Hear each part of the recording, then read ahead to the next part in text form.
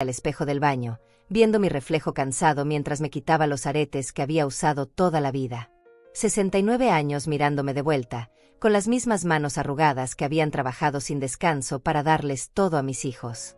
El agua fría del grifo corría mientras yo trataba de procesar lo que acababa de pasar en mi propia casa, en mi propia sala, donde debería sentirme segura y respetada. 20 personas. 20 extraños con maletas, mochilas, bolsas de comida y niños corriendo por todos lados. Mauricio, mi único hijo, había llegado a las 3 de la tarde con la caravana más grande que había visto en mi vida. Sin una llamada, sin un mensaje, sin siquiera tocar la puerta antes de entrar con su propia llave. Como si mi casa fuera un hotel de carretera donde pueden llegar cuando se les antoje. Mamá, necesitamos quedarnos aquí por un mes, había dicho con esa sonrisa que solía derretir mi corazón cuando era pequeño. Son los primos de Rosana desde Colombia. Ya sabes cómo es la situación allá. Necesitan un lugar donde quedarse mientras arreglan sus papeles. Rosana, mi nuera de 35 años, estaba parada detrás de él con los brazos cruzados, como si estuviera esperando que yo dijera algo para poder atacar. Sus ojos me atravesaban con esa mirada que había aprendido a temer en los últimos 5 años, desde que se casó con mi hijo y convirtió mi vida en un infierno silencioso. Pero esta vez algo era diferente. Esta vez, cuando vi a todos esos desconocidos acomodándose mis muebles, abriendo mi refrigerador, preguntando dónde estaba el baño, algo dentro de mi pecho se quebró de una manera que nunca había sentido antes. No fue rabia. No fue tristeza. Fue algo más frío, más definitivo. ¿Vinieron aquí a hospedarse gratis otra vez? Ni pensarlo. Vayan a buscar un hotel, les grité con una fuerza que no sabía que tenía dentro. Mi voz salió clara y firme, sin temblores, sin disculpas. Por primera vez en años, no estaba pidiendo permiso para hablar en mi propia casa. Rosana se abalanzó sobre mí como una fiera herida. Su cara se transformó en algo que jamás había visto antes, con los dientes apretados y los puños cerrados. Es tu obligación hospedarlos. Mauricio es tu hijo. Esta casa también es suya. No puedes ser tan egoísta. Egoísta. Esa palabra resonó en mis oídos como una bofetada. Yo, que había trabajado 16 horas diarias en la fábrica textil durante 40 años para pagar esta casa. Yo, que había criado a Mauricio sola después de que su padre nos abandonara cuando tenía 8 años. Yo, que había vendido mis joyas para pagarle la universidad, que había hipotecado mi casa para ayudarlo con su negocio, que había cuidado de él cuando estuvo enfermo y nunca, jamás, le había pedido nada a cambio. Los primos de Rosana se quedaron ahí parados, incómodos, viendo el espectáculo como si fuera una telenovela barata. Algunos ni siquiera hablaban español bien. Otros tenían esa mirada perdida de quien no entiende completamente lo que está pasando, pero sabe que no es bienvenido. Mauricio, le dije a mi hijo, ignorando completamente a su esposa. Habla conmigo. Tú y yo. Solos. Pero Rosana no me dejó terminar. Se interpuso entre nosotros como un muro humano, con esa actitud de víctima que había perfeccionado durante años. No. Aquí se habla con los dos. Yo también soy parte de esta familia. Mauricio, dile a tu mamá que no puede tratarnos así. Mi hijo me miró con esos ojos que ya no eran los del niño que había criado. Eran los ojos de un hombre débil, de alguien que había elegido el camino fácil de dejar que su esposa peleara sus batallas. Mamá, solo es por un mes. No es tanto tiempo. Además, esta casa es muy grande para ti sola. Grande para mí sola. Como si mi soledad fuera un crimen, como si el hecho de vivir en la casa que había pagado con mi propio sudor fuera un lujo que no merecía. Como si mis 69 años de vida no me dieran derecho a decidir quién entra y quién no entra en mi hogar. Un mes se convierte en 2. 2 se convierten en 6. Y 6 se convierten en para siempre, les dije con una calma que me sorprendió a mí misma. Ya pasó antes. Con los hermanos de Rosana. Con sus padres. Con sus tías. Siempre es, solo por un tiempo, hasta que yo me convierto en la sirvienta de mi propia casa. Era verdad y todos lo sabíamos. Durante los últimos 5 años, mi casa se había convertido en un hotel familiar donde llegaban, comían mi comida, usaban mis servicios, ensuciaban mis baños y se iban sin siquiera decir gracias. Mientras tanto, yo lavaba, cocinaba, Limpiaba y pagaba las cuentas que se multiplicaban cada vez que alguien de la familia necesitaba un favor.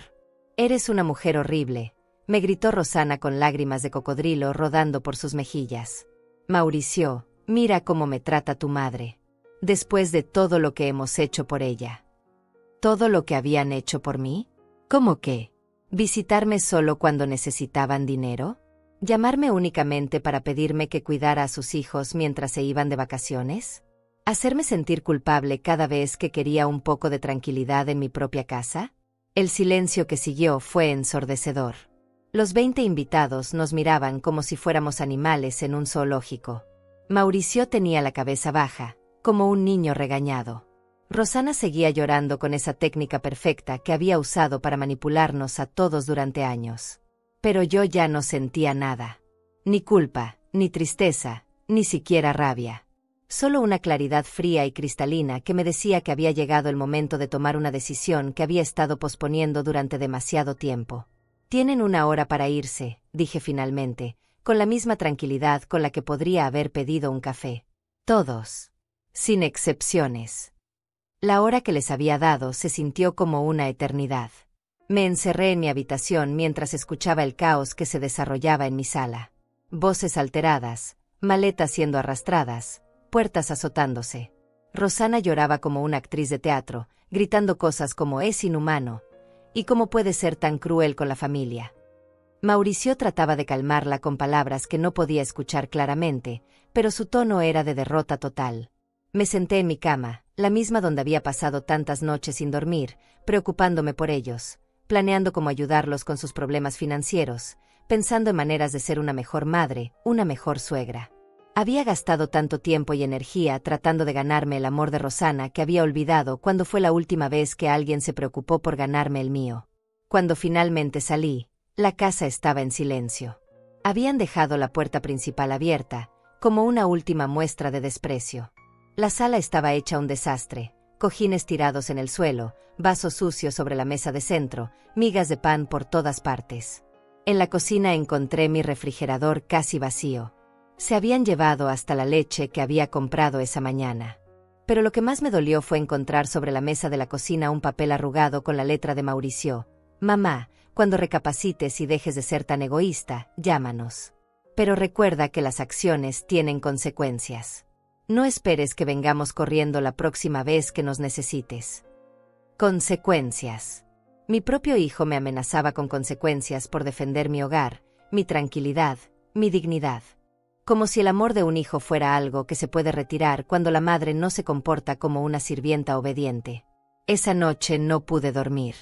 No por arrepentimiento, sino por una extraña sensación de libertad que no sabía cómo manejar. Era como si hubiera estado conteniendo la respiración durante años y finalmente hubiera podido exhalar. Pero junto con esa libertad llegó una comprensión dolorosa. Mi relación con mi hijo había estado construida sobre mi capacidad de ser útil, no sobre amor genuino. Los días siguientes fueron reveladores de maneras que nunca había imaginado. Mauricio no llamó. Rosana no mandó ni un mensaje. Era como si hubiera muerto para ellos, como si 5 años de ser su salvadora financiera y emocional no hubieran significado nada. La velocidad con la que me borraron de sus vidas me confirmó algo que había estado negando. Para ellos, yo era una herramienta, no una persona. Pero la verdadera revelación llegó cuando revisé mis estados de cuenta bancarios. Durante años había estado enviándoles dinero sin llevar un registro detallado.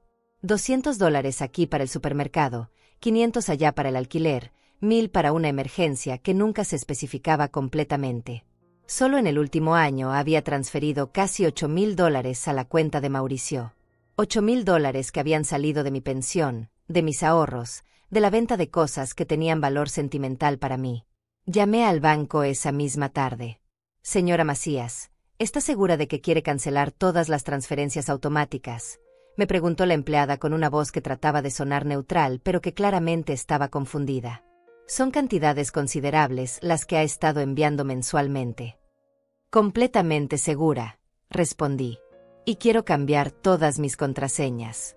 También quiero saber si es posible quitar a mi hijo como beneficiario autorizado para consultas de cuenta».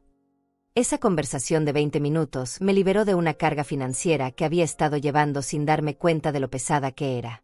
Durante años había vivido con la ansiedad constante de no tener suficiente dinero para mis propios gastos porque siempre estaba calculando cuánto podría necesitar Mauricio el próximo mes. La siguiente llamada fue aún más liberadora. Ferretería González. Buenos días. La voz áspera del señor González me tranquilizó inmediatamente. Lo conocía desde hacía 15 años, desde que compré los primeros cerrojos para mi casa. Don González, necesito que venga a cambiar todas las cerraduras de mi casa. Todas. Incluyendo las del garaje. ¿Algún problema de seguridad, doña Matilde? Algo así, mentí a medias. Puede venir hoy. 2 horas después, don González estaba en mi puerta con su caja de herramientas y 3 cerraduras nuevas de alta seguridad. Mientras trabajaba, me contó sobre otros clientes que habían pedido el mismo servicio. Es más común de lo que piensa, doña Matilde. A veces la familia puede ser más peligrosa para la tranquilidad que cualquier extraño. No sabía si lo decía por experiencia personal o profesional, pero sus palabras me confirmaron que no estaba loca, que no estaba exagerando. Había personas que entendían que a veces el amor requiere límites físicos y concretos. Cuando terminó, me entregó 4 llaves nuevas y guardó las viejas en una bolsa. ¿Las quiere o las desecho? Deséchelas, respondí sin dudar. Todas. Ver esas llaves viejas desaparecer en su bolsa de herramientas fue como ver desaparecer años de invasiones no autorizadas, de llegada sorpresa, de personas entrando a mi casa como si fuera un territorio público. Por primera vez en mucho tiempo, mi hogar volvía a ser verdaderamente mío. Esa noche, mientras cenaba sola en mi cocina limpia y silenciosa, me di cuenta de algo extraordinario. No me sentía sola. Me sentía acompañada por mí misma de una manera que había olvidado. La mujer que había trabajado 40 años, que había criado un hijo sola, que había pagado una casa con su propio esfuerzo, esa mujer seguía ahí. Había estado ahí todo el tiempo, esperando pacientemente a que yo recordara quién era antes de convertirme en la madre útil, la suegra conveniente, la abuela gratuita. El teléfono sonó 3 veces esa noche. 3 llamadas de números desconocidos que no contesté. Al día siguiente encontré varios mensajes en mi buzón de voz.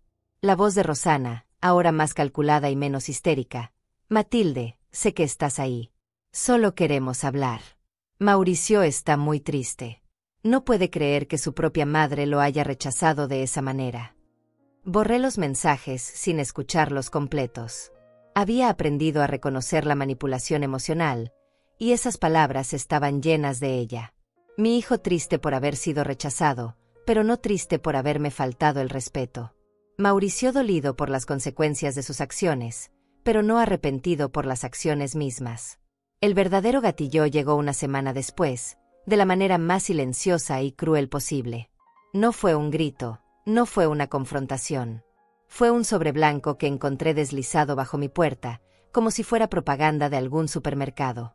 Pero cuando lo abrí, mis manos comenzaron a temblar de una manera que no había sentido desde el día que me enteré de que mi esposo nos había abandonado. Era una fotocopia de mi testamento.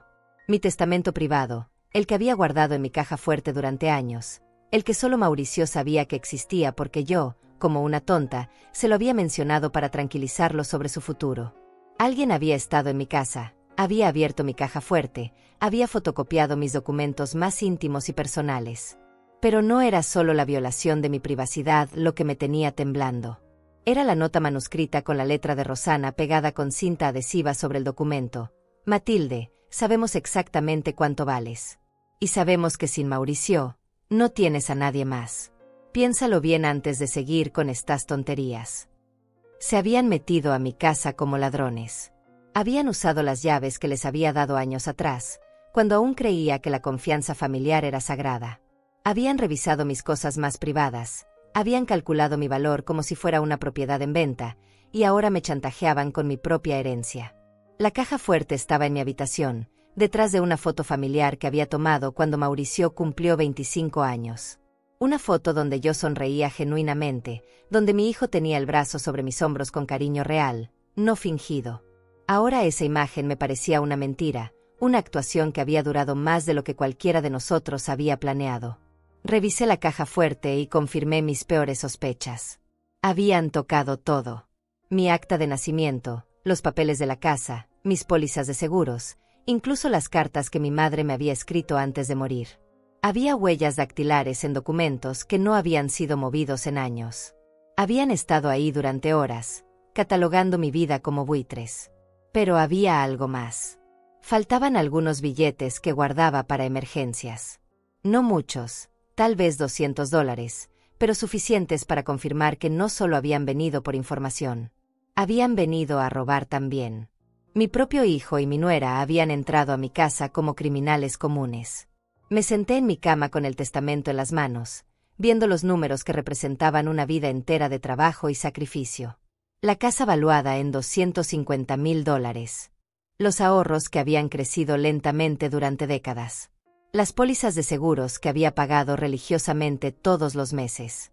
Todo sumaba casi $400,000, una fortuna que había construido céntimo a céntimo, trabajando turnos dobles, negándome vacaciones, comprando ropa de segunda mano para poder ahorrar algo más. Y ellos lo sabían. Sabían exactamente cuánto valía mi muerte para ellos. La nota de Rosana no era solo una amenaza, era una declaración de intenciones. Me estaban diciendo que mi valor como persona estaba directamente relacionado con mi valor como herencia. El teléfono sonó en ese momento, como si hubieran estado esperando a que encontrara su regalo. La voz de Mauricio sonaba diferente, más dura, más calculadora. Mamá, tenemos que hablar. Sabemos que encontraste nuestra nota. ¿Su nota?, repetí, tratando de mantener la voz estable. Así llaman ahora al chantaje y al robo. No seas dramática, mamá. Solo queremos lo mejor para ti. Una mujer de tu edad no debería vivir sola con tanto dinero en la casa. Es peligroso. Nosotros podemos ayudarte a administrar mejor tus recursos. Administrar mis recursos. Como si mis 69 años de vida no me hubieran enseñado nada sobre cómo manejar dinero. Como si la mujer que había construido un patrimonio desde cero necesitara que dos personas que vivían pidiendo prestado le enseñaran sobre finanzas. Mauricio, le dije con una calma que me sorprendió, ustedes entraron a mi casa sin permiso, abrieron mi caja fuerte, robaron dinero y documentos privados, y ahora me amenazas con chantaje. Eso no es ayuda. Eso es un crimen. No digas tonterías. Somos tu familia. Tenemos derecho a saber cómo estás manejando las cosas. Además, tarde o temprano todo eso va a ser mío. Solo estamos tratando de planificar mejor. Tarde o temprano todo eso va a ser mío. Esas palabras se clavaron en mi pecho como dagas.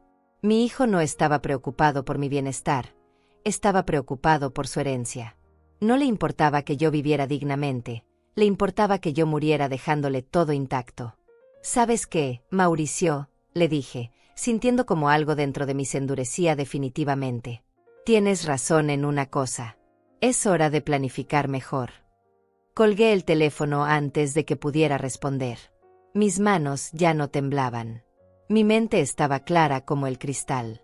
Durante años había estado viviendo en el miedo de perder el amor de mi hijo, pero ahora me daba cuenta de que ese amor había muerto hace mucho tiempo, probablemente cuando Rosana llegó a su vida y le enseñó a verme como una fuente de recursos en lugar de una persona.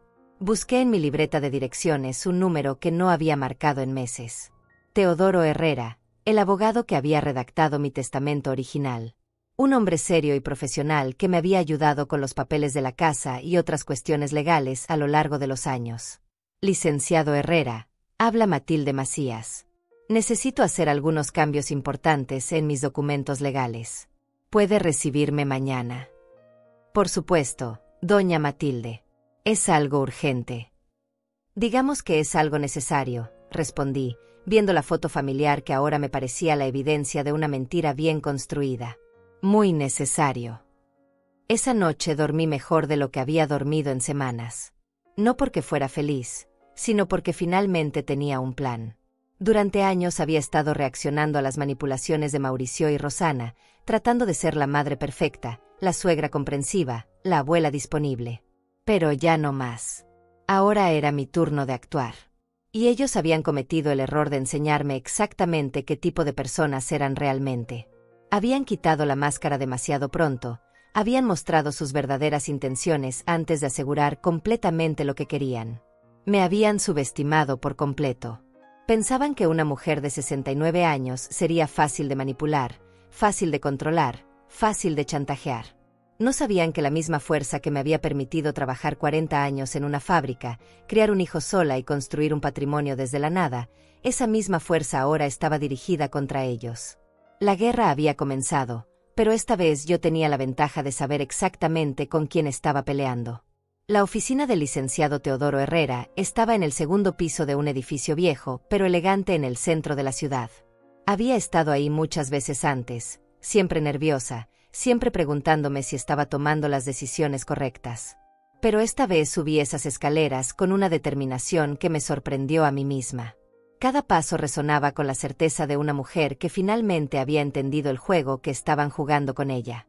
Doña Matilde, me saludó Teodoro con esa sonrisa profesional que había aprendido a apreciar durante años.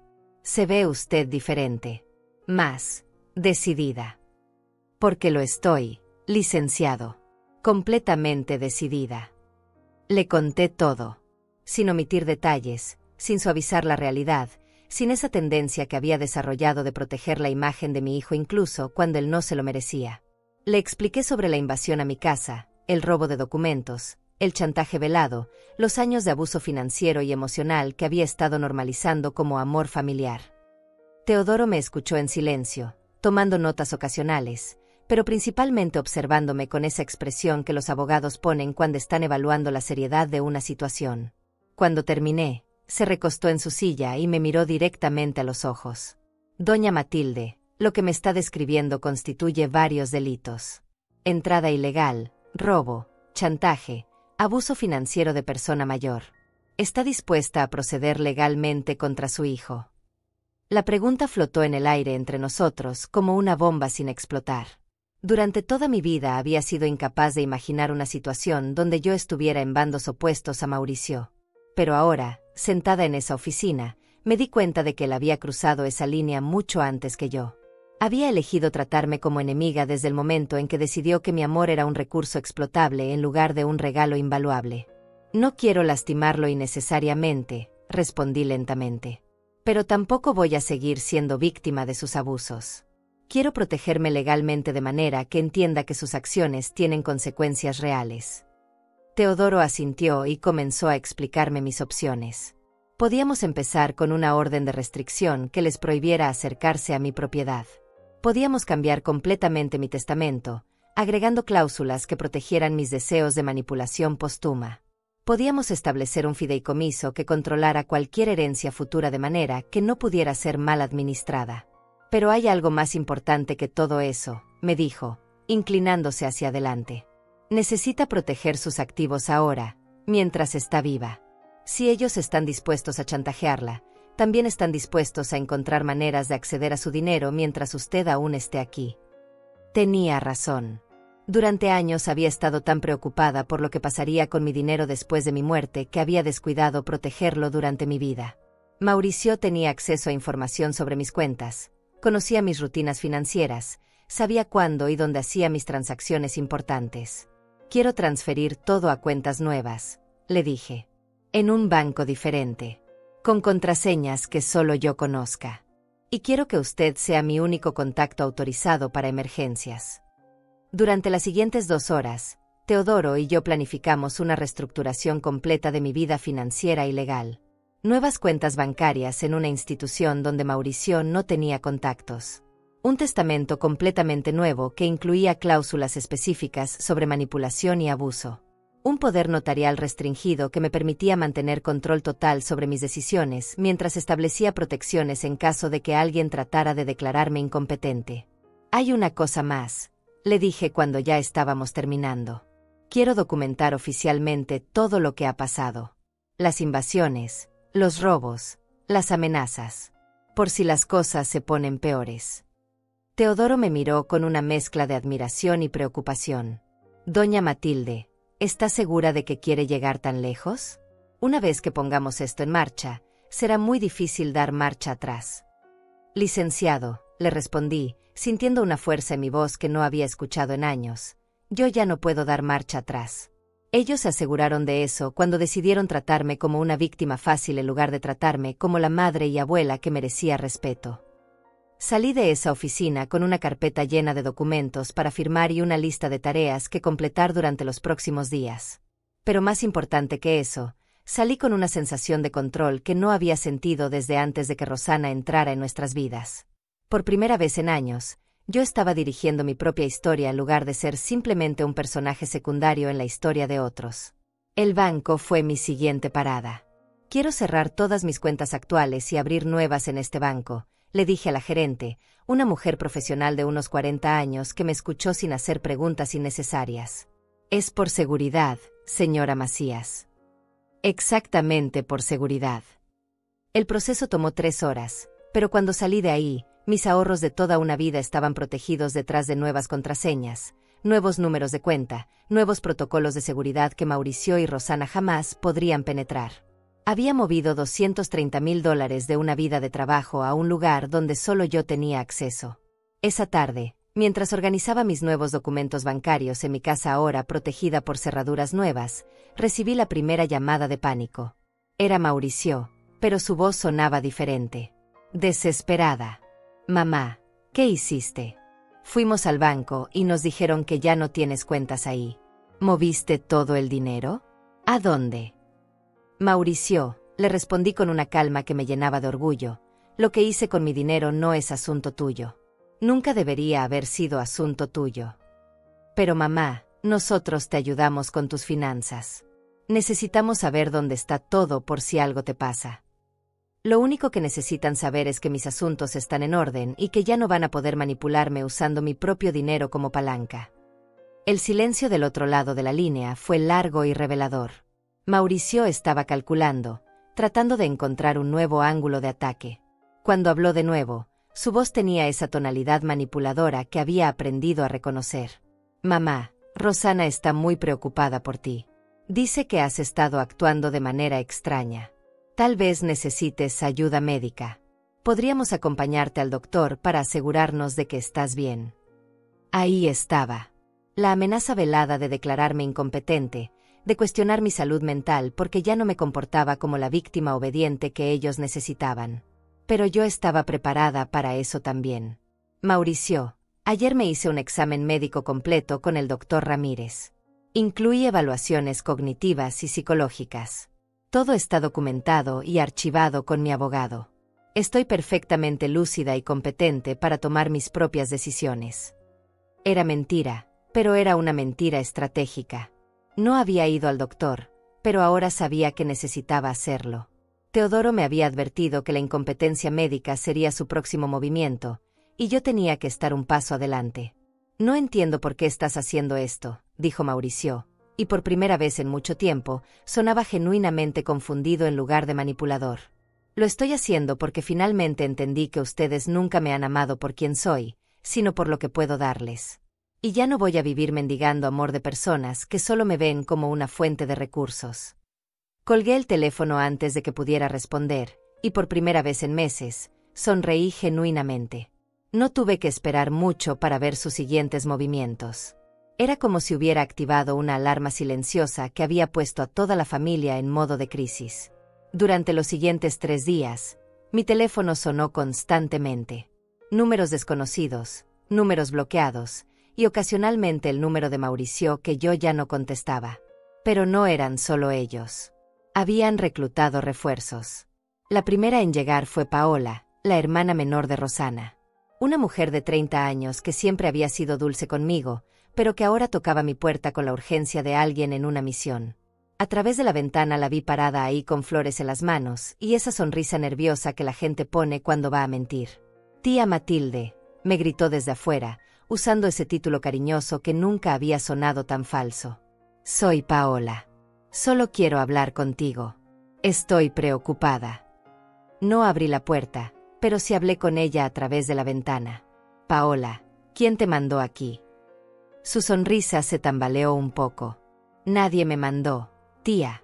Rosanna me contó lo que pasó y pensé que tal vez había un malentendido. Tú sabes que mi hermana te quiere mucho.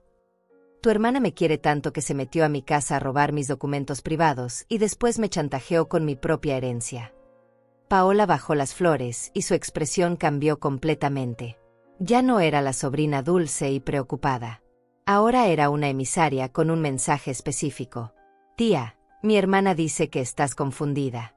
Que tal vez la edad te está afectando más de lo que piensas. Dice que ella nunca haría algo así. Ahí estaba la segunda fase de su estrategia.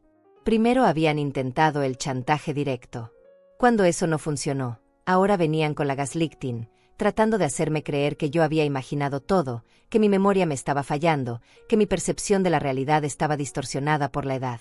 Paola, le dije con una paciencia que no sentía, tengo 69 años, no 99. Mi mente está perfectamente clara. Y tengo evidencia física de todo lo que pasó, incluyendo la nota manuscrita de tu hermana. Pero tía, ¿no crees que tal vez malinterpretaste la situación? Rosana dice que ustedes tuvieron una discusión y que las cosas se dijeron con calor. Tal vez no fue tan grave como lo recuerdas. Era increíble cómo trataban de minimizar lo que había pasado. Una invasión se convertía en discusión. Un robo se convertía en malentendido. Un chantaje se convertía en cosas dichas con calor. Como si las palabras correctas pudieran cambiar la realidad de lo que habían hecho. Paola, dile a tu hermana que si quiere hablar conmigo, puede hacerlo a través de mi abogado. Ya no voy a tener conversaciones directas con ninguno de ustedes. La vi alejarse con las flores en las manos, probablemente para reportar que la misión de reconocimiento había fallado. Pero sabía que no se rendirían tan fácilmente. Tenían demasiado que perder como para retirarse después del primer intento. El segundo emisario llegó al día siguiente. Esta vez era Jairo, el hermano mayor de Mauricio, mi cuñado, que vivía en otra ciudad y que apenas veía una vez al año en Navidad. Un hombre serio y trabajador que siempre me había respetado, razón por la cual su aparición me dolió más que la de Paola. Matilde, me dijo cuando abrí la puerta, tenemos que hablar. Mauricio me llamó muy preocupado. A diferencia de Paola, decidí dejar entrar a Jairo. Conocía a este hombre desde hacía más de 30 años. Había estado en el funeral de mi esposo, había ayudado cuando Mauricio era adolescente y pasaba por momentos difíciles. Si había alguien en la familia que podría entender mi posición, sería él. Jairo, ¿qué te contó exactamente Mauricio? Se sentó en mi sala, viendo alrededor con esa expresión que la gente pone cuando nota cambios pero no puede identificar exactamente qué es diferente. Mi casa se sentía diferente porque yo me sentía diferente. Había una calma y un orden que no habían estado ahí en años. Me dijo que ustedes tuvieron una pelea muy fuerte, que lo echaste de la casa junto con toda la familia de Rosana, y que ahora no le contestas el teléfono y que moviste todo tu dinero a cuentas que él no conoce. Eso es todo lo que te dijo. Jairo me miró con curiosidad. ¿Hay más? Le conté la historia completa. Cada detalle, cada violación, cada manipulación. Vi cómo su expresión cambiaba gradualmente de confusión a preocupación y finalmente a algo que parecía indignación. Cuando terminé, se quedó en silencio durante largo rato. Matilde, me dijo finalmente, yo no sabía nada de esto. Mauricio me presentó la situación como si fueras tú la que estaba siendo irrazonable. ¿Y qué piensas ahora? Pienso que mi sobrino se ha convertido en alguien que no reconozco. El Mauricio que yo conocía jamás habría hecho algo así a su madre. Era un alivio escuchar esas palabras de alguien que conocía a mi hijo desde que era niño. Por un momento había empezado a dudar de mi propia percepción, preguntándome si realmente estaba exagerando la situación como todos trataban de convencerme. Jairo, ¿puedo preguntarte algo? Mauricio te pidió dinero para venir aquí. Su expresión me dio la respuesta antes de que hablara. Me pidió que le prestara $300 para la gasolina y los gastos del viaje. Dijo que era urgente, que tenía que venir a ayudarte porque estabas en crisis. $300. Mi hijo había estafado a su propio tío para financiar una misión de manipulación contra mí. Había usado la preocupación genuina de Jairo como una herramienta para conseguir dinero, exactamente como había estado usando mi amor durante años. Matilde, no sabía que las cosas habían llegado tan lejos, me dijo Jairo, y pude ver la decepción genuina en sus ojos. ¿Qué vas a hacer? Ya lo estoy haciendo, Jairo. Estoy protegiendo mi dignidad, mi tranquilidad y mi patrimonio. Y no voy a disculparme por eso.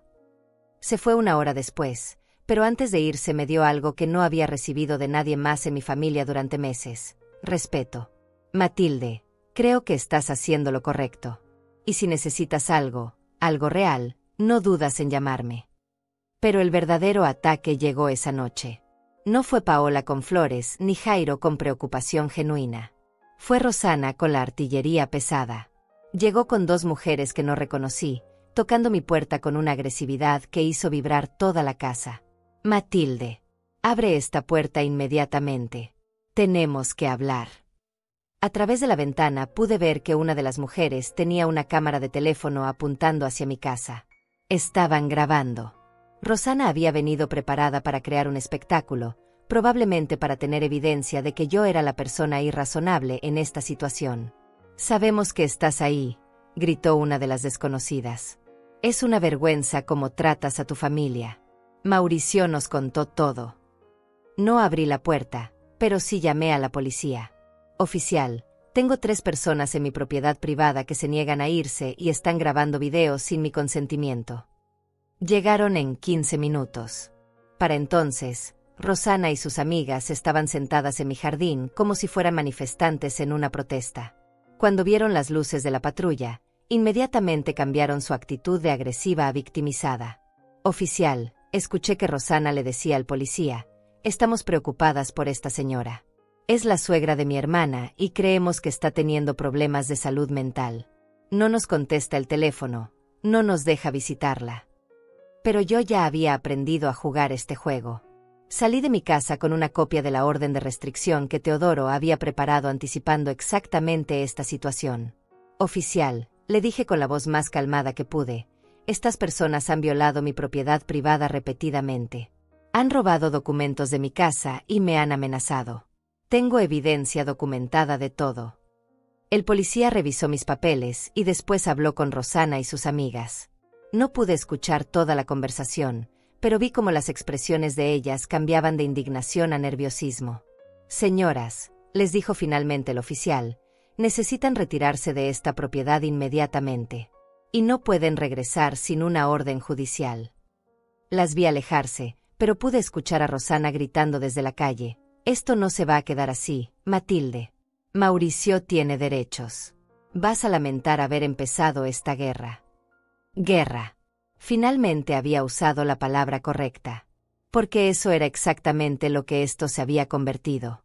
La guerra que Rosana había declarado oficialmente trajo consigo una soledad que no había anticipado. No era la soledad de estar físicamente sola, que ya había aprendido a manejar y hasta disfrutar. Era la soledad de darse cuenta de que todas las relaciones que había construido durante años estaban contaminadas por el veneno que Mauricio y Rosana habían estado esparciendo sistemáticamente. Las llamadas de amigos familiares llegaron una tras otra durante los días siguientes. Pero ninguna era para preguntarme cómo estaba realmente. Todas eran para transmitirme la preocupación que Mauricio había plantado en cada conversación, para sugerirme que tal vez estaba siendo demasiado dura, para insinuar que mi edad me estaba volviendo difícil de tratar. Margarete, la comadre que había conocido en la fábrica hace 20 años, fue la más directa. «Matilde, Mauricio me llamó llorando. Dice que no sabe qué hacer contigo, que ya no eres la misma de antes». «¿Y tú qué le dijiste, Margarete?» «Le dije que te iba a hablar, que tal vez necesitabas que alguien te hiciera entrar en razón». Entrar en razón. Como si defender mi dignidad fuera una locura que requería corrección. Como si los años de abuso que había tolerado fueran razón y mi decisión de ponerle fin fuera irracionalidad. «Margarete, ¿en algún momento Mauricio te contó por qué empezó todo esto? Te dijo que se metió a mi casa sin permiso, que revisó mis documentos privados, que me robó dinero». El silencio del otro lado de la línea me dijo todo lo que necesitaba saber. Por supuesto que Mauricio no había mencionado esos detalles. Su versión de la historia me pintaba como una madre cruel que había enloquecido de la nada y había echado a su pobre hijo sin motivo. «Margarete», le dije con una tristeza que me sorprendió, «si después de 20 años de amistad prefieres creer la versión de alguien que ni siquiera conoces bien en lugar de preguntarme a mí qué pasó realmente, entonces nunca fuimos realmente amigas». Colgué el teléfono sabiendo que acababa de perder otra relación, pero también sabiendo que había sido una relación construida sobre bases falsas. Una verdadera amiga habría venido a mi casa a escuchar mi versión antes de hacer juicios. Pero en medio de esa campaña de aislamiento que Mauricio había orquestado, apareció una voz que no esperaba. Era Julia, mi vecina de 3 casas hacia el norte, una mujer de 55 años que trabajaba como enfermera en el hospital municipal. Habíamos intercambiado saludos cordiales durante años, pero nunca habíamos tenido conversaciones profundas. Llegó a mi puerta un sábado por la mañana con una taza de café en cada mano y una expresión que no podía descifrar. Matilde, ¿puedo sentarme contigo un rato? He notado mucho movimiento extraño alrededor de tu casa últimamente. La dejé entrar, agradecida por una conversación que no parecía venir con una agenda oculta. Julia tenía esa manera directa de hablar que solo desarrollan las personas que han visto demasiado sufrimiento humano en su trabajo. Matilde, yo he estado observando. He visto las patrullas, he visto a esa mujer gritando en tu jardín, he visto diferentes personas tocando tu puerta a horas extrañas. Y también he notado que tu hijo y su esposa no han venido por aquí en semanas, cuando antes venían casi todos los días. Se recostó en mi sofá y me miró directamente a los ojos. En mi trabajo veo mucho abuso familiar, especialmente contra personas mayores. Y reconozco los patrones. ¿Quieres contarme qué está pasando realmente? Por primera vez en semanas, alguien me estaba preguntando por mi versión de los hechos sin una agenda predeterminada. Le conté todo a Julia, sin omitir detalles, sin suavizar la realidad. Ella me escuchó como solo sabe escuchar a alguien entrenado para reconocer trauma y manipulación. Matilde, me dijo cuando terminé, lo que me estás describiendo es un patrón clásico de abuso financiero y emocional. En el hospital vemos casos similares todas las semanas. Hijos adultos que tratan a sus padres como cajeros automáticos, que usan la culpa y la manipulación para mantener el control. Escuchar esas palabras de alguien profesionalmente capacitado para reconocer abuso fue como recibir una validación que no sabía que necesitaba desesperadamente. Durante semanas había estado cuestionando si realmente estaba exagerando, si mis reacciones eran desproporcionadas, si había malinterpretado situaciones por mi edad avanzada. ¿Sabes qué es lo que más me preocupa de tu historia?, continuó Julia. No es el robo del dinero, ni siquiera la invasión a tu casa. Es la campaña de descrédito que están haciendo contra ti. Están tratando sistemáticamente de convencer a todos de que estás perdiendo la capacidad mental. Esa es una táctica muy peligrosa. Tenía razón. No había pensado en eso como una estrategia coordinada, pero ahora podía ver el patrón claramente. Cada persona que me había contactado había recibido la misma historia. Matilde está actuando de manera extraña, está siendo irrazonable, tal vez la edad la está afectando. Julia, ¿qué puedo hacer para protegerme de eso? Lo primero es documentar todo. Cada conversación, cada incidente, cada amenaza. Lo segundo es conseguir evaluaciones médicas y psicológicas profesionales que demuestren tu competencia mental. Y lo tercero es construir una red de apoyo con personas que no estén influenciadas por tu familia. Me dio el nombre de un psicólogo especializado en casos de abuso familiar y el número de una organización local que ayudaba a personas mayores en situaciones de explotación. Matilde, no estás sola en esto. Hay sistemas de apoyo para mujeres en tu situación. Durante los días siguientes, seguí los consejos de Julia al pie de la letra. El doctor Vega, el psicólogo que me recomendó, me hizo una evaluación completa que confirmó lo que yo ya sabía. Estaba perfectamente lúcida, emocionalmente estable y capaz de tomar mis propias decisiones. Me dio un reporte oficial que agregué a mi archivo legal junto con todos los otros documentos que Teodoro me había ayudado a preparar. La Organización de Apoyo para Personas Mayores me conectó con otras mujeres que habían pasado por situaciones similares. Escuchar sus historias fue revelador y a la vez doloroso. Una señora de 72 años me contó cómo su hija había vaciado sus cuentas bancarias usando poder notarial. Otra me explicó cómo sus nietos la habían convencido de vender su casa para su propia seguridad y después la habían puesto en un asilo mientras ellos vivían con el dinero de la venta. Lo que tienes que entender, Matilde, me dijo una de ellas, es que para nuestros hijos abusivos, nosotras no somos personas. Somos recursos. Y cuando un recurso deja de ser útil o se vuelve problemático, lo descartan o tratan de controlarlo por la fuerza. Esas palabras me pegaron como un martillo. Durante toda mi vida había estado tratando de entender por qué mi amor incondicional no era suficiente para Mauricio, porque mis sacrificios no generaban gratitud sino más exigencias. Ahora entendía que había estado aplicando lógica emocional a una relación que para él era puramente transaccional. Pero el verdadero punto de inflexión llegó cuando Julia me trajo información que no había pedido pero que necesitaba urgentemente. Matilde, trabajo en el hospital municipal. Tengo acceso a registros públicos. Tu nuera Rosana ha estado preguntando sobre procedimientos de interdición legal. Ha consultado con 2 abogados diferentes sobre cómo declarar a alguien incompetente. Mi sangre se heló. Interdición legal significaba que podrían quitarme completamente el control sobre mis finanzas, mis decisiones médicas, incluso dónde vivir. Si lograban convencer a un juez de que yo estaba mentalmente incapacitada, podrían tomar control total de mi vida y mi patrimonio. ¿Cuánto tiempo tengo antes de que puedan iniciar esos procedimientos? Ya los iniciaron, Matilde. Presentaron una petición preliminar hace 3 días. Tienes una audiencia programada para la próxima semana. El mundo se tambaleó a mi alrededor. Mientras yo había estado jugando defensa, protegiendo mis activos y estableciendo límites, ellos habían estado jugando ofensa, tratando de quitarme completamente mi capacidad legal de defenderme. Pero esta vez no me paralicé. Esta vez, sabía exactamente qué hacer. Tomé mi teléfono y marqué el número de Teodoro. Licenciado, tenemos una emergencia legal. Y esta vez, vamos a contraatacar. La oficina del juzgado civil nunca me había parecido tan intimidante como esa mañana de jueves.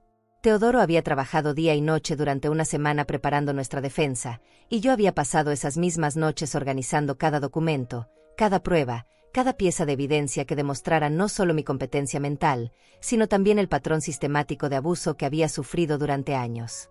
Doña Matilde, me dijo Teodoro mientras esperábamos en el pasillo, recuerde que el juez va a evaluar no solo su capacidad mental, sino también las motivaciones de quienes solicitan la interdición. Hemos construido un caso sólido. A través del vidrio de la puerta pude ver a Mauricio sentado al lado de un abogado que no reconocía. Un hombre mayor, bien vestido, con esa expresión de seguridad que solo tienen los profesionales que están acostumbrados a ganar. Rosana estaba detrás de ellos, vestida de negro como si estuviera en un funeral. Mi funeral legal. Lo que más me dolió fue ver que habían traído testigos. Margaret estaba ahí, la misma mujer que había sido mi amiga durante 20 años y que ahora iba a testificar contra mi competencia mental basándose en las mentiras que Mauricio le había contado. También estaba Paulo, un primo lejano que apenas veía en las reuniones familiares, pero que aparentemente había desarrollado súbitamente una preocupación profunda por mi bienestar. Caso número 2024-789, Mauricio Macías versus Matilde Macías, solicitud de interdición por incapacidad mental, anunció el secretario del tribunal. El juez, un hombre de unos 60 años con cabello gris y una expresión que había visto demasiados casos familiares desagradables, revisó los documentos iniciales antes de dirigirse a nosotros. Este tribunal va a evaluar la solicitud del señor Mauricio Macías para declarar mentalmente incompetente a su madre, la señora Matilde Macías, con el propósito de asumir control legal sobre sus finanzas y decisiones médicas.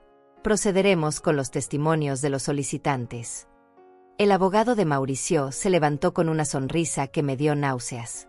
Su señoría, vamos a demostrar que la señora Matilde Macías ha desarrollado un patrón de comportamiento errático, paranoia injustificada, y toma de decisiones irracionales que ponen en riesgo su bienestar y seguridad financiera. Llamó a Mauricio como primer testigo. Mi hijo se dirigió al estrado con una expresión de tristeza que habría convencido a cualquiera que no conociera la verdad. Su actuación fue magistral. Su señoría, mi madre siempre fue una mujer cálida y generosa. Pero en los últimos meses ha cambiado completamente. Se ha vuelto desconfiada, agresiva, paranoica. Cree que toda su familia está conspirando contra ella. ¿Puede dar ejemplos específicos de este comportamiento errático?, preguntó el abogado. Sí, su señoría. Hace unas semanas, mi esposa y yo llegamos a visitarla con algunos familiares que necesitaban un lugar donde quedarse temporalmente. Es algo que habíamos hecho antes sin problemas. Pero esta vez, mi madre nos gritó, nos acusó de querer robarle, y nos echó de la casa de manera violenta. La versión de Mauricio era técnicamente cierta, pero completamente distorsionada. Sí, había habido gritos. Sí, los había echado de la casa.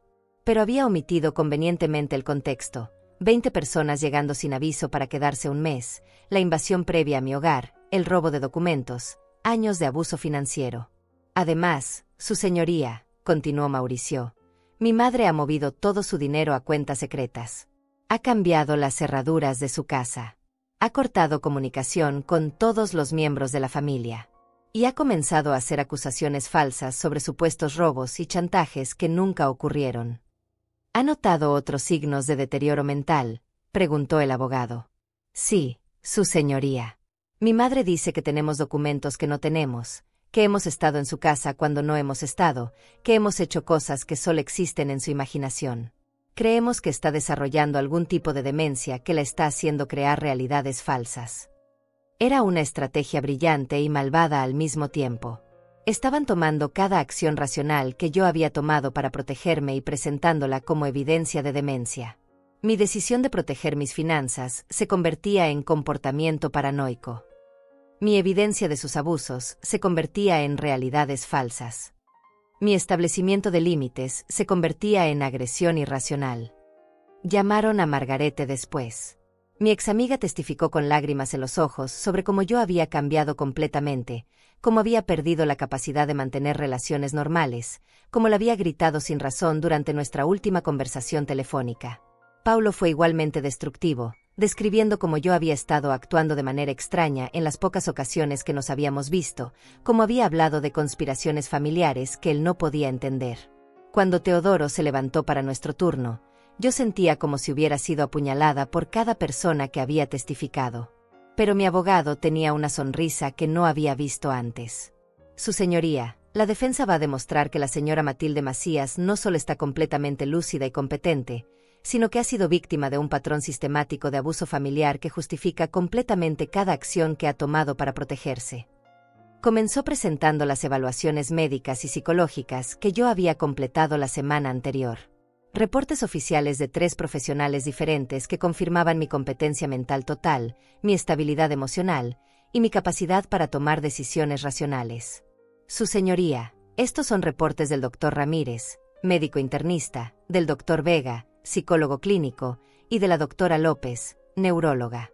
Todos coinciden en que la señora Macías tiene capacidades cognitivas normales para su edad, sin signos de demencia, deterioro mental o incapacidad para tomar decisiones.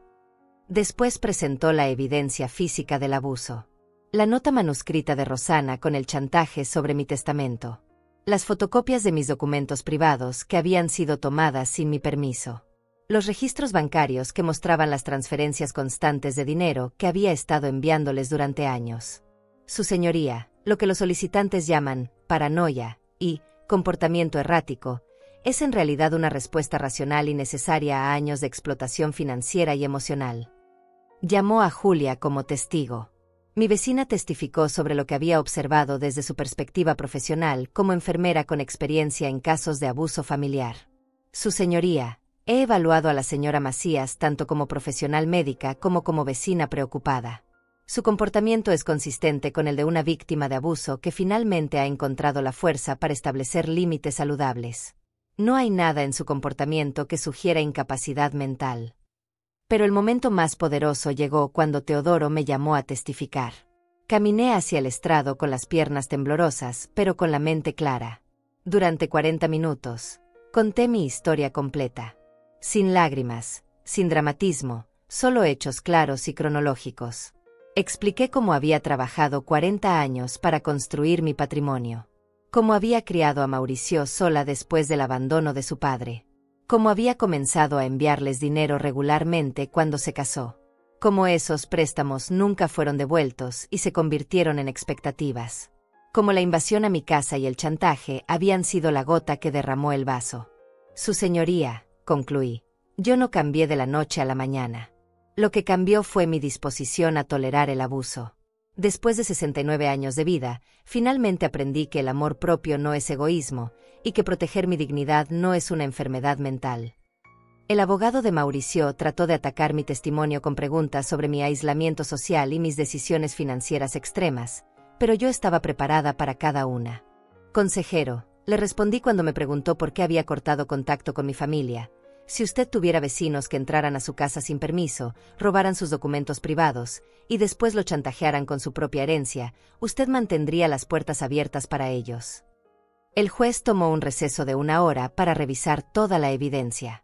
Cuando regresó, su expresión era grave pero decidida. Después de revisar toda la evidencia presentada, incluyendo las evaluaciones médicas profesionales, los registros financieros y los testimonios de todas las partes, este tribunal encuentra que la señora Matilde Macías está completamente lúcida y competente para manejar sus propios asuntos. Sentí como si pudiera respirar por primera vez en semanas. Además, continuó el juez, este tribunal encuentra evidencia preocupante de un patrón de abuso financiero y emocional contra la señora Macías. La solicitud de interdicción es denegada en su totalidad. Mauricio y Rosana se vieron como si les hubieran dado una bofetada. Su abogado trató de mantener la compostura profesional, pero pude ver la derrota en sus ojos. Señor Mauricio Macías, dijo el juez dirigiéndose directamente a mi hijo, le sugiero encarecidamente que reconsidere su relación con su madre. Los tribunales no toman a la ligera los intentos de usar el sistema legal para continuar patrones de abuso familiar. Salimos del juzgado victoriosos, pero yo no sentía triunfo. Sentía una mezcla extraña de alivio y tristeza.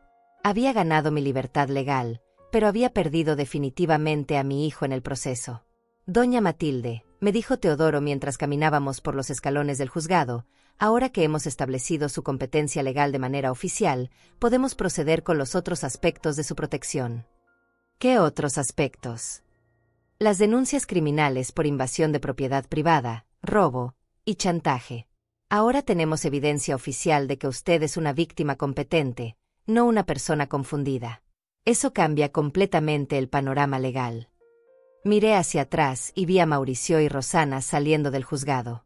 Él me miró directamente a los ojos por primera vez en semanas, y lo que vi ahí no era amor, no era arrepentimiento, no era siquiera enojo. Era odio puro. La guerra estaba lejos de terminar. La victoria en el juzgado debería haberme dado paz, pero en cambio desató algo que no había anticipado, la desesperación de dos personas que acababan de ver cómo se les escapaba una herencia de $400,000 entre los dedos. El odio que vi en los ojos de Mauricio ese día se materializó en acciones durante las siguientes semanas de maneras que me confirmaron que había tomado la decisión correcta, pero que también me mostraron que tan profundo había caído mi hijo. La primera señal llegó 3 días después del juicio. Julia tocó mi puerta a las 7 de la mañana con una expresión de urgencia que inmediatamente me puso alerta. Matilde, anoche vi a un hombre rondando tu casa. Estaba probando las ventanas, viendo las cerraduras. Cuando me acerqué para preguntarle qué hacía, huyó corriendo. ¿Lo reconociste? No era Mauricio ni nadie que haya visto antes. Pero Matilde, creo que alguien está planeando entrar a tu casa. Esa misma tarde, mientras regresaba del supermercado, encontré que habían forzado mi buzón de correo. No se habían llevado nada, pero estaba claro que habían estado revisando mi correspondencia, buscando información sobre mis nuevas cuentas bancarias, mis seguros, cualquier cosa que les diera pistas sobre cómo acceder a mi dinero. Llamé inmediatamente a Teodoro. Licenciado, creo que están escalando. Si no pueden quitarme mi dinero legalmente, van a intentar hacerlo ilegalmente. Doña Matilde, es hora de involucrar a las autoridades de manera más seria. Vamos a presentar denuncias formales por acoso, invasión de la privacidad y amenazas implícitas. Pero antes de que pudiéramos proceder con las denuncias, Mauricio hizo su movimiento más desesperado y cruel. Llegó a mi puerta el viernes por la noche, solo, sin Rosana, con una expresión que no había visto desde que era niño y había roto algo valioso. Mamá, me dijo cuando abrí la puerta, tenemos que hablar. Solo tú y yo, como madre e hijo. Había algo en su voz que me hizo dudar. Por un momento, vi al niño de 8 años que había consolado cuando su padre nos abandonó, al adolescente que había ayudado con sus tareas, al joven que había abrazado cuando se graduó de la universidad. Mauricio, vienes en son de paz. Vengo a pedirte perdón, mamá. Rosana me ha estado presionando, manipulándome. Sé que las cosas se salieron de control. Decidí dejarlo entrar, pero mantuve la puerta abierta. Durante los siguientes 20 minutos, Mauricio me dio la actuación más convincente que había visto en años. Lloró, se disculpó, admitió que había cometido errores, prometió que las cosas serían diferentes. Mamá, sé que perdí tu confianza. Pero soy tu único hijo. Somos lo único que tenemos en este mundo. No podemos terminar así. Por un momento, Mi corazón de madre se ablandó. Por un momento, quise creer que mi hijo había encontrado la cordura, que el amor había vencido a la codicia, que podíamos reconstruir algo real de los escombros de nuestra relación. Pero entonces cometió el error que reveló sus verdaderas intenciones. Mamá, para demostrar que realmente quiero arreglar las cosas, creo que deberíamos empezar por poner todo en orden legalmente. Podríamos establecer un fideicomiso familiar donde yo te ayude a administrar tus finanzas. No para quitarte el control, sino para asegurarme de que siempre tengas todo lo que necesitas. Ahí estaba. Después de todo el teatro, después de todas las lágrimas y disculpas, todavía estaba tratando de conseguir acceso a mi dinero. Solo había cambiado la estrategia de agresión directa a manipulación emocional. Mauricio, le dije con una calma que me sorprendió, ¿realmente crees que soy tan tonta como para caer en eso? Su expresión cambió instantáneamente. La máscara de arrepentimiento se cayó y el verdadero Mauricio emergió otra vez. Mamá, estoy tratando de ayudarte. A tu edad, manejar tanto dinero es complicado. Podrías cometer errores. Errores como confiar en ti. Maldita sea, mamá. Yo soy tu hijo. Ese dinero va a ser mío de todas maneras cuando te mueras. ¿Por qué no podemos simplemente hacer esto fácil para todos? Ahí estaba la verdad cruda y sin disfraces. Para Mauricio, yo era solo un obstáculo temporero entre él y su herencia. Mi vida, mi bienestar, mi dignidad, nada de eso importaba comparado con su impaciencia por acceder a mi dinero. Mauricio, le dije levantándome de mi silla, sal de mi casa. Ahora. ¿O qué? ¿Vas a llamar a la policía otra vez? ¿Vas a seguir haciendo el ridículo? No, Mauricio. No voy a llamar a la policía. Se relajó, pensando que había ganado algo. Voy a llamar a mi abogado y vamos a cambiar mi testamento. Completamente. Su cara se puso pálida. Mamá, no puedes hacer eso. Soy tu único hijo. Y tú acabas de demostrarme que esa es la tragedia más grande de mi vida. Se fue gritando amenazas que no pude escuchar completamente, pero que incluían palabras como vas a lamentar esto y no se va a quedar así. Al día siguiente, Teodoro y yo redactamos un testamento completamente nuevo.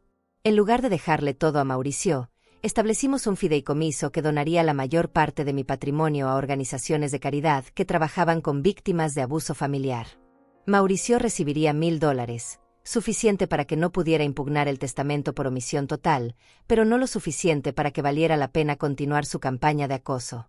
Doña Matilde, me dijo Teodoro mientras firmábamos los documentos, ¿está segura de esta decisión? Es bastante radical. Licenciado, le respondí, mi hijo me enseñó que el dinero puede corromper incluso el amor maternal. No voy a permitir que mi legado sea la fuente de más corrupción. Esa decisión me liberó de una manera que no había anticipado. Durante años había estado cargando el peso de preservar una herencia para alguien que no la merecía. Ahora, mi dinero serviría para ayudar a otras mujeres en situaciones similares a la mía. Pero Mauricio no se rindió fácilmente. Durante las siguientes semanas, intentó todo: manipulación emocional, amenazas legales, acoso constante. Llegó a contratar a un investigador privado para que me siguiera, tratando de encontrar evidencia de comportamiento errático que pudiera usar en un nuevo juicio de interdición. El punto de quiebre final llegó cuando Julia me mostró fotos que había tomado discretamente. Mauricio y Rosana habían estado midiendo mi casa desde afuera, tomando fotos de las ventanas, haciendo lo que parecía ser un reconocimiento para un robo planificado. Matilde, me dijo Julia, creo que están planeando algo serio. Esto ya no es solo acoso. Esto es planificación criminal. Tenía razón. Era hora de terminar esto de una vez por todas. La confrontación final llegó en la forma más cobarde posible. No fue el enfrentamiento dramático que había imaginado, sino algo mucho más siniestro, un intento de robo que confirmó que mi hijo había cruzado todas las líneas que separan la manipulación familiar del crimen común. Era un martes por la noche cuando escuché ruidos en mi patio trasero. No eran los sonidos normales de gatos o el viento. Eran pasos calculados, el roce de herramientas contra metal, susurros urgentes. Alguien estaba tratando de forzar la ventana de mi cocina. Desde mi habitación, con las luces apagadas, pude ver las sombras de dos figuras trabajando en la ventana. Una de ellas era claramente Mauricio por su altura y postura. La otra era más pequeña, probablemente Rosana. Después de años de manipulación emocional, habían decidido recurrir al robo directo. No sentí miedo. Sentí una claridad fría y definitiva. Tomé mi teléfono y marqué el número de emergencias mientras grababa video de lo que estaba ocurriendo. 911. ¿Cuál es su emergencia? Tengo 2 intrusos tratando de entrar a mi casa por la ventana trasera. Estoy grabando todo. ¿Están armados? No lo sé, pero uno de ellos es mi hijo. Esto es parte de un patrón de acoso que hemos estado documentando legalmente. La policía llegó en 8 minutos. Para entonces, Mauricio y Rosana habían logrado abrir la ventana y estaban dentro de mi cocina con linternas, revisando cajones y armarios. Los oficiales los arrestaron infraganti, con herramientas de robo en las manos y evidencia en video de su entrada ilegal. Cuando Mauricio me vio parada en la sala con los policías, su expresión no fue de arrepentimiento o vergüenza. Fue de rabia pura. Esto es ridículo. Es mi madre. No puede arrestarme por estar en la casa de mi familia. Señor, le dijo el oficial mayor, esta es la propiedad privada de la señora Macías. Usted no tiene derecho legal a estar aquí sin su permiso. Y definitivamente no tiene derecho a entrar por la fuerza. Ella está enferma. Nos necesita. Solo estábamos tratando de ayudarla. Rosana trató una aproximación diferente, llorando y alegando que estaban preocupados por mi seguridad y que habían venido a verificar que estuviera bien. Pero las herramientas de robo en sus manos y el video que había grabado contaban una historia muy diferente. Los arrestaron por invasión de domicilio, intento de robo y acoso. Mientras los esposaban, Mauricio me gritó desde la patrulla, «Esto no termina aquí, mamá. Vas a necesitarnos algún día y no vamos a estar». Mauricio, le respondí con una voz que apenas reconocí como mía, yo ya no necesito a nadie que me vea como un obstáculo para su codicia. Fueron las últimas palabras que intercambiamos. Los meses siguientes trajeron una paz que no había sentido en años. Sin la presión constante de sus manipulaciones, sin el miedo de sus invasiones, sin la culpa de sus chantajes emocionales, comencé a redescubrir quién era cuando no estaba siendo la madre útil, la suegra conveniente, la abuela gratuita. Julia se convirtió en una amiga verdadera, no solo la vecina preocupada que había sido inicialmente. Juntas comenzamos un pequeño grupo de apoyo para mujeres mayores que habían enfrentado abuso familiar. Compartir nuestras historias con otras que habían pasado por situaciones similares me confirmó que no estaba loca, que no había exagerado, que mis reacciones habían sido completamente justificadas. Teodoro finalizó todos los aspectos legales de mi nueva vida. El testamento modificado, las cuentas protegidas, las órdenes de restricción permanentes. Mi patrimonio ahora serviría para ayudar a otras mujeres a escapar del abuso, no para perpetuar el ciclo de codicia que había destruido mi relación con mi hijo. Un año después del arresto, recibí una carta en prisión. Mauricio había sido sentenciado a 6 meses por invasión de domicilio y intento de robo. Su carta era una mezcla extraña de manipulación y arrepentimiento genuino, pero ya no me importaba distinguir entre ambos. Había aprendido que algunas relaciones están tan envenenadas que no pueden ser salvadas, sin importar cuánto amor hayamos invertido en ellas. Mamá, escribía, sé que cometí errores. Cuando salga, quiero intentar arreglar las cosas entre nosotros. No respondí la carta. No porque fuera cruel, sino porque finalmente había entendido que el amor propio a veces requiere cerrar puertas que otros insisten en mantener abiertas. Hoy, a los 70 años, vivo en la misma casa que pagué con 40 años de trabajo, pero es un hogar completamente diferente. Es un lugar donde tengo control sobre quién entra y quién sale, donde mis decisiones son respetadas, donde mi edad es vista como sabiduría en lugar de vulnerabilidad. Me levanto cada mañana sin ansiedad sobre qué crisis familiar tendré que resolver o qué manipulación emocional tendré que navegar. Uso mi dinero para cosas que me dan placer, libros, plantas para mi jardín, donaciones a causas que apoyo, pequeños lujos que me había negado durante años para poder enviar transferencias a una cuenta que nunca me agradeció. Algunas noches, cuando estoy sentada en mi sala leyendo en silencio, pienso en el niño que Mauricio fue antes de que la codicia lo corrompiera. Siento tristeza por esa pérdida, pero ya no siento culpa por haber puesto límites que protegieron mi dignidad. Aprendí que el amor real nunca exige que sacrifiques tu bienestar por la comodidad de otros. Que ser madre no significa ser víctima. que la familia que abusa no merece acceso ilimitado solo por compartir sangre. Y aprendí, más importante que todo, que nunca es demasiado tarde para defenderte, sin importar cuántos años hayas pasado normalizando el abuso como amor. Mi casa ahora tiene cerraduras nuevas, cuentas bancarias seguras, y fronteras que nadie puede cruzar sin mi permiso. Pero más importante que eso, mi corazón tiene límites saludables que protegen la mujer que trabajó 40 años para merecer respeto, no manipulación. Algunas batallas se ganan no por destruir al enemigo, sino por negarse a seguir siendo víctima.